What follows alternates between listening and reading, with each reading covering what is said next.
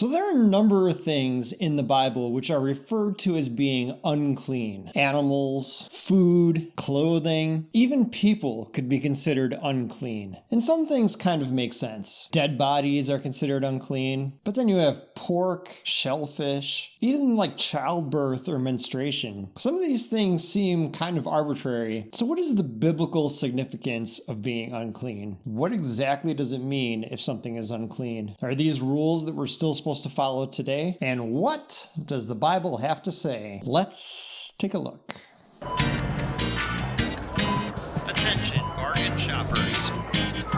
Okay, so being unclean. In a biblical context, this is not talking about something that is physically dirty. Many different people have looked at the lists of things in the Bible to avoid, and they make the logical conclusion that God is doing this in part at least for sanitary reasons, to prevent the spread of disease. For example, pork, if not cooked properly, could make you very ill. I've experienced this myself. Not a pretty sight. And all this makes logical sense. I mean, there's verses about handling dead bodies, how to prepare food, how to interact with people who have diseases. So you can see why some people will draw the conclusion that this is something God gave for our benefit, for health, for sanitation. And although this may have been a byproduct, this is not the main reason that God gave these rules. They actually don't have anything to do with being physically unclean. We can start to get a sense for this in Leviticus 15:31, which says, "You must keep the Israelites separate from things that make them unclean, so they will not die in their uncleanliness for defiling my dwelling place, which is among them." We can see it described a little bit more in Leviticus 10, so that you can distinguish between the holy and the common, between the clean and the unclean, so that you can teach the Israelites all the decrees the Lord has given them through Moses. So in Leviticus, it makes this connection of being clean and unclean to being holy versus common. To be holy is to be set apart for God. It also says the purpose is to teach the Israelites. For example, if anybody approaches the sanctuary of God, their holy tent in the tabernacle that was a stand-in for the temple, if they defiled the temple with their uncleanliness, they risked death. So the priests were instructed to perform a ritual sacrifice to cleanse themselves, to make themselves clean before entering the presence of God. It was getting the Israelites used to this idea that so many different things can make you unclean, but it is only by purification, by sacrifice, that one is made clean again. And importantly, being unclean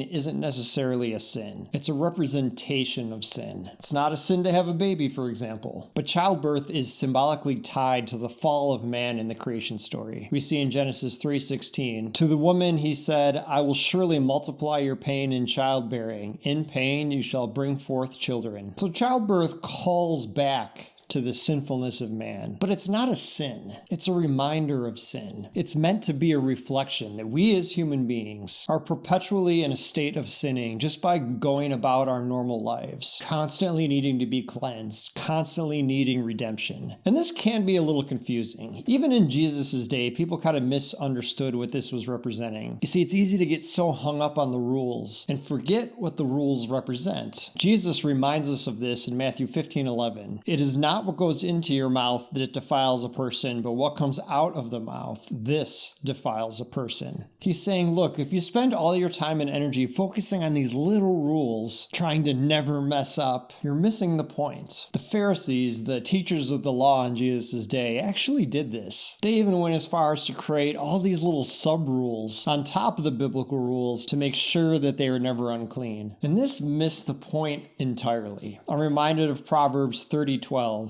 "There are those who are clean in their own eyes, but are not washed of their filth." The laws on being clean and unclean, holy versus common, they were a teaching tool for the ancient Israelites. It was a part of the law that Jesus fulfilled. We no longer need to make sacrifices to purify ourselves because Jesus was the ultimate sacrifice. Galatians 2:16 says, "Yet we know that a person is not justified by works of the law, but through faith in Jesus Christ.